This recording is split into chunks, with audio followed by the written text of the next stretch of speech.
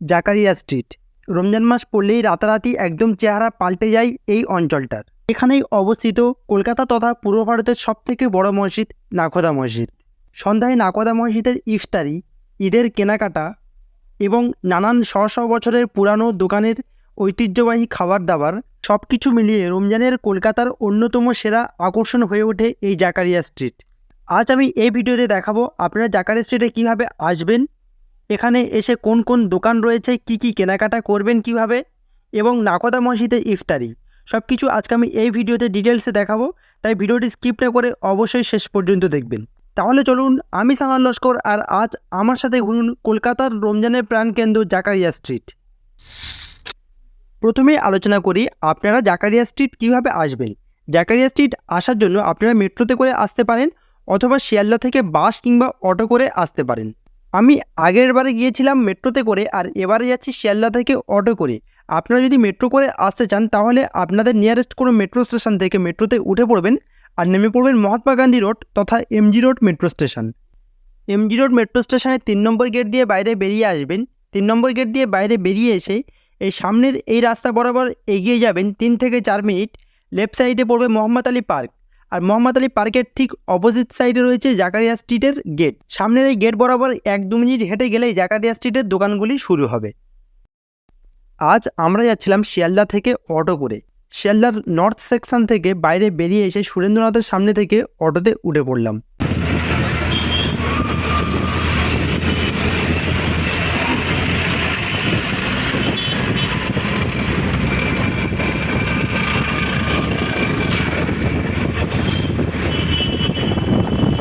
অটোতে করে আসার জন্য পার হেড 20 টাকা করে নিল, আর সময় লাগলো 10 থেকে 15 মিনিট। আমরা এসে নেমে পড়লাম এই চিতপুরের এখানে। আমরা যেখানে নামলাম এখান থেকে দেখতে পাচ্ছেন নাখোদা মসজিদের গম্বুজ দেখা যাচ্ছে। চলুন সামনের দিকে এগিয়ে যাই।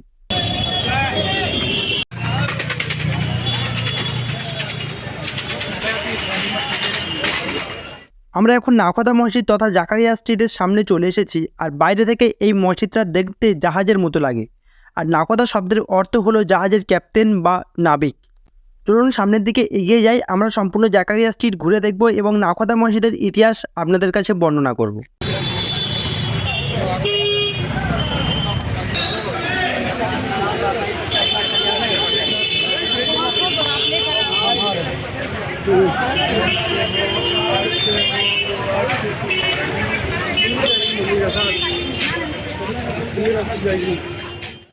এই হলো মসজিদের প্রবেশদ্বার। আমরা এখন বাইরেটা একটু ঘুরে নেব, তারপরে মসজিদের ভিতরে প্রবেশ করব।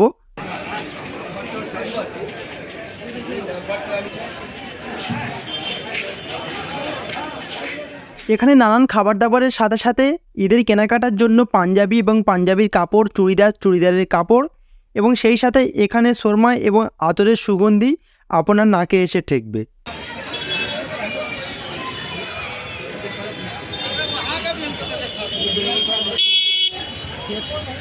তারপরেই আমরা চলে এলাম জাকারিয়া স্ট্রিটের সবথেকে বিখ্যাত 2 ফুড জয়েন্ট তাসকিন এবং দিল্লি 6-এর সামনে। এখানে 2 ফুড জয়েন্ট সামনাসামনি অবস্থিত। জাকারিয়া স্ট্রিটের সবথেকে জমজমার ভিড়টা এখানেই হয়। রাস্তার ওপর কাবাবের কাউন্টার, আর সেখানেই টেবিল চেয়ার পেতে খাওয়া দাওয়া চলে।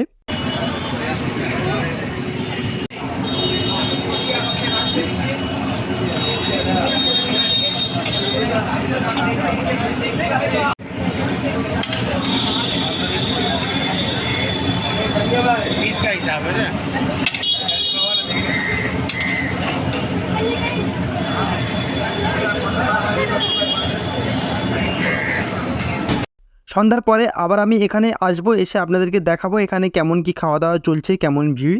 এখানে দিল্লি 6-এর মেনু চার্টের প্রাইস দেওয়া রয়েছে, এখানে আপনারা দেখে নিতে পারেন কোন খাবারের কি দাম রয়েছে। আর এখানে তাসকিনের মেনু চার্ট দেওয়া রয়েছে, আপনারা তাসকিনের খাবার দাবারের প্রাইস দেখে নিতে পারেন। আগের বারে এসে আমরা তাসকিনে খেয়েছিলাম, এবারে ইফতারের পরে দেখা যাক কী হয়। खाने का नाम क्या है? ये शाही हलवा। शाही हलवा। शाही हलवा मुगलाई पराठा। এই যে খাবারটি দেখতে পাচ্ছেন এর নাম হচ্ছে শাহি হালুয়া আর মোগলাই পরোটা। এগুলো 150 টাকা করে কেজি দরে বিক্রি হয়। এখানে এমনভাবে কাটা ফলের প্লেট বিক্রি হয়, আপনারা এখানে ইফতারের আগে কিনে নিতে পারেন। আর নাকোদা মসজিদের ভিতরে কেমনভাবে ইফতার হয় সেগুলি সব একটু পরেই আপনাদের সাথে শেয়ার করব, তাই ভিডিওটি অবশ্যই শেষ পর্যন্ত দেখবেন। এখন বিকাল 4টে বাজে, আর চলুন আমরা এখন মসজিদের মধ্যে প্রবেশ করব আর এই মসজিদ সম্পর্কে খুঁটিনাটি সব ইতিহাস জানার চেষ্টা করব।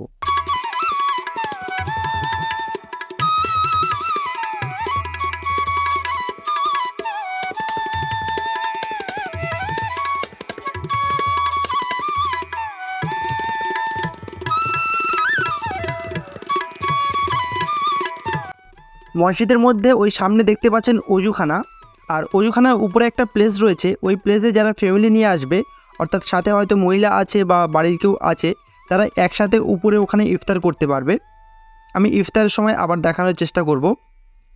আর দীর্ঘ পথের ক্লান্তি, এখানে এসে উজু করলে কিন্তু অনেকটা শান্তি মেলে। ভিতরে এসে খুব ভালো লাগলো, খুব শান্তিপূর্ণ একটা জায়গা।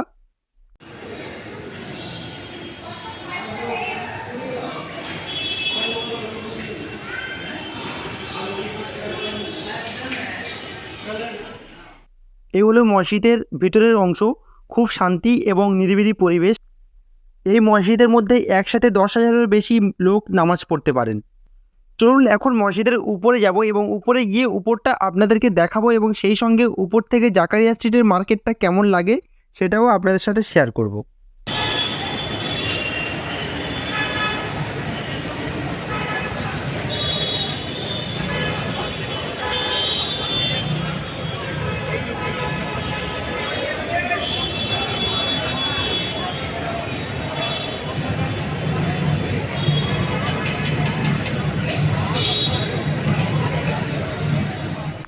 বিংশ শতাব্দীতে গুজরাট থেকে একদল কাকচি সম্প্রদায়ের মানুষ কলকাতাতে আসেন ব্যবসার তাগিদে। তারা ছিল জাহাজ ব্যবসায়ী। কলকাতাতে তাদের জাহাজের ব্যবসা খুব ভালো হয়। এর মধ্যে একজন ছিলেন আব্দুল রহিম ওসমান সাহেব। তিনি ঠিক করেন কলকাতাতে একটি মসজিদ গড়বেন। এই মসজিদ তৈরির জন্য সুদূর গুজরাট থেকে জাহাজে করে গ্রানাইট পাথর আনা হয়েছিল, আর তৎকালীন সময়ে ইন্ডিয়ান রুপিতে 15 লক্ষ টাকা খরচা হয়েছিল। এবং 1926 সালে 11ই সেপ্টেম্বর জনসাধারণের জন্য এই নাকোদা মসজিদ খুলে দেওয়া হয়।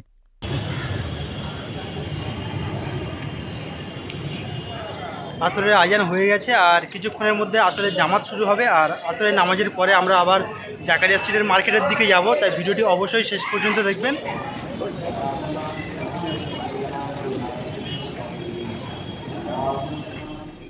আসরের নামাজ হয়ে গিয়েছে, আর আমরা এখন মসজিদের বাইরে যাব এবং জাকারিয়া স্ট্রিটের অন্যান্য জায়গাগুলো আপনাদেরকে ঘুরিয়ে দেখানোর চেষ্টা করব।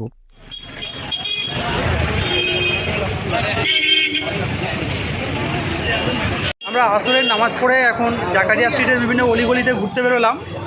জাকারিয়া স্ট্রিটের বিভিন্ন অলিগলি সমস্ত দোকান আপনাদেরকে ঘুরিয়ে দেখাবো। তারপরে আবার আমরা নাকোদা মসজিদের মধ্যে গিয়ে ইফতার খুলবো। এখন বাইরে কিছুটা ঘুরবো, আবার নাকোদা মসজিদের ভিতরে ঢুকবো, কেমন কি ইফতার সব কিছু আপনাদের সাথে শেয়ার করবো, তাই ভিডিওটি অবশ্যই শেষ পর্যন্ত দেখবেন।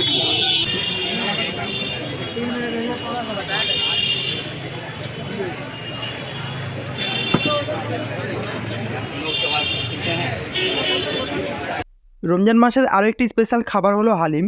আর আমরা এখন দাঁড়িয়ে আছি বম্বে হোটেলের সামনে, যা তাসকিন এবং দিল্লি 6-এর মতো একটি পপুলার হোটেল। আমরা ইফতারের পরে এখানে এসে হালিম টেস্ট করব, তখন আপনাদের সাথে শেয়ার করব যে কেমন লাগলো।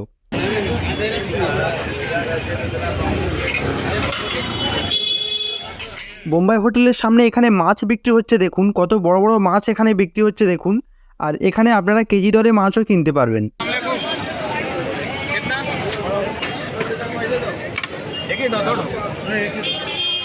আবার দিল্লি 6-এর সামনে এলাম, এখানে চিকেনগুলো প্রসেসিং হচ্ছে দেখুন।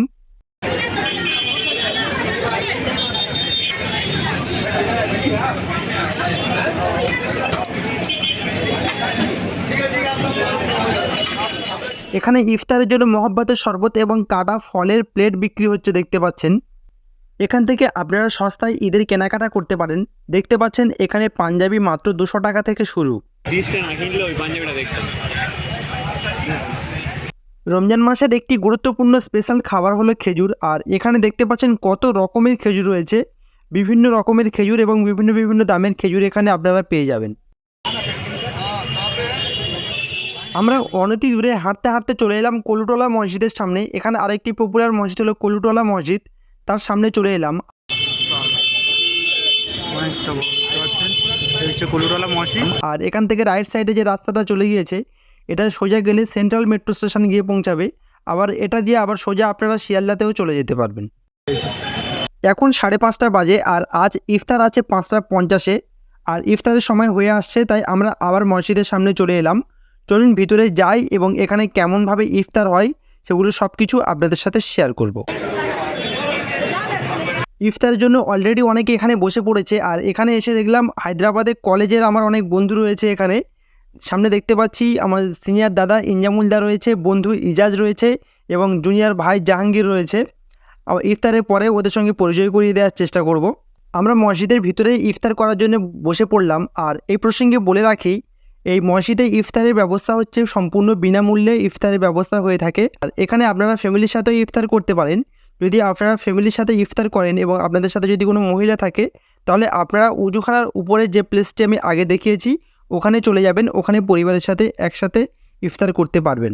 এখানে তো ফ্রিতে ইফতারের ব্যবস্থা রয়েছে, সেই সাথে আপনারা যদি বাইরে থেকে কিছু কিনে এনে বসতে চান, কিনে এনে বসতে পারেন। যেমন বাইরে শরবত এবং কাটা ফলের প্লেট বিক্রি হচ্ছিল, আপনারা চাইলে ওরকম কিছু কিনে এনেও বসতে পারেন। ইফতারি সম্পূর্ণ হলো এবং মাগরিবের নামাজের পরে আমরা আবার বাইরে যাব, তাই ভিডিওটি অবশ্যই শেষ পর্যন্ত দেখতে থাকবেন। আর আমাদের চ্যানেলটি যদি এখনও পর্যন্ত সাবস্ক্রাইব না করে থাকেন, চ্যানেলটি সাবস্ক্রাইব করে এইভাবে আমাদের সাথে থাকবেন। আর ভিডিওটি শেষ পর্যন্ত দেখার পরে যদি কোনো রকম ডাউট থাকে জাকারিয়া স্ট্রিট এবং নাখোদা মসজিদ সম্পর্কে, তাহলে কমেন্ট করবেন, আমরা যথাযথ রিপ্লাই দেওয়ার চেষ্টা করব।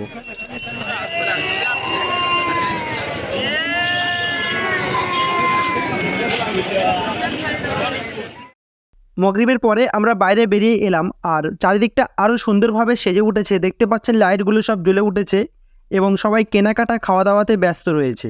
অপ্রত্যাশিতভাবে আরেকটা ভাইয়ের সঙ্গে দেখা হয়ে গেল। হায়দ্রাবাদে আমরা একসাথে ছিলাম, এর বাড়ি মেদিনীপুরে, আর এখানে এসে দেখা হয়ে গেল। এরকমভাবে দেখা হবে বুঝতে পারিনি। এক ধরনের পুরো মিলন উৎসব তৈরি হয়ে গিয়েছে বললে চলে। এখানে চারিদিকে দেখতে পাচ্ছেন। কেমন আছে বলো? আলহামদুলিল্লাহ, ভালো আছি। তুমি ভালো আছো? হ্যাঁ, খুব ভালো লাগলো দেখা হয়ে, অনেকদিন পরে দেখা হলো। বড় রমজানের জন্য আমাদের জন্য খাওয়ার জন্য।